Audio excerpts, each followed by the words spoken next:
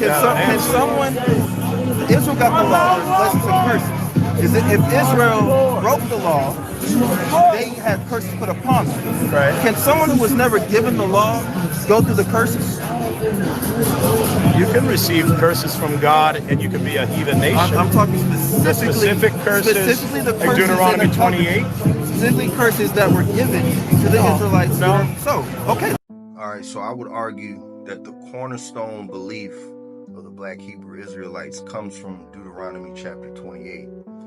And we saw in the video, he was asking if somebody doesn't know the law or the law wasn't given to them, would the curses of that law apply to them? Now he's assuming that because African Americans of slave descent had similar things happen to them, that Deuteronomy 28 is speaking specifically about the Africans that came here during the transatlantic slave trade, saying that those curses in Deuteronomy 28 apply to them, therefore they're the true nation of Israel. So let's go into some of the specifics. We can read in Deuteronomy 28 that the curses apply in the land of Israel, not in West Africa, not in Central Africa, where the slaves were taken from. The verses talk about the land not being prosperous. Grape vineyard won't be prosperous. I don't know of any grape vineyards in southern part of America. So what is this verse talking about? The slaves in America did not own land. If you were a slave, you did not own the land. You did not own the cattle. You didn't own the vineyards. You didn't own the cotton fields. You were not owner. These verses are talking about Israel in the land of Israel, the land that God gave to them.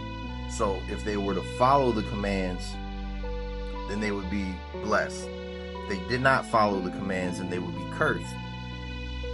You keep reading in Deuteronomy, at the end of Deuteronomy, there are key verses where we can strictly write off the transatlantic slave trade. It speaks about the city being sieged. And the siege is when your enemy would surround the city gates, and lock up all the water supply and all the food supply, and they would basically starve and suffocate you out. So they didn't have to fight the war, you would die inside your gates. So in the verse, it's saying that when this nation lays siege to you, that the fathers would eat the seed of their own flesh. Because they were starving, the fathers would eat their children.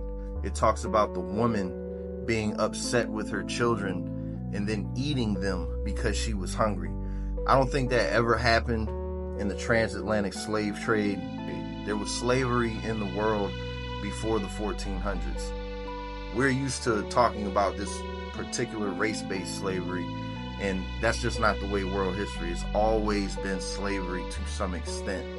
These verses speak about Israel and Israel specifically. One of the last verses says that you will be sold and your enemies won't even want to buy or sell you. We know clearly slaves were bought and sold in this country.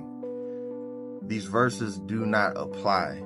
We have to think smarter. We have to pay attention to the details and let the Bible say what it says. When you're reading something, stop importing your 21st century ideas into an ancient book.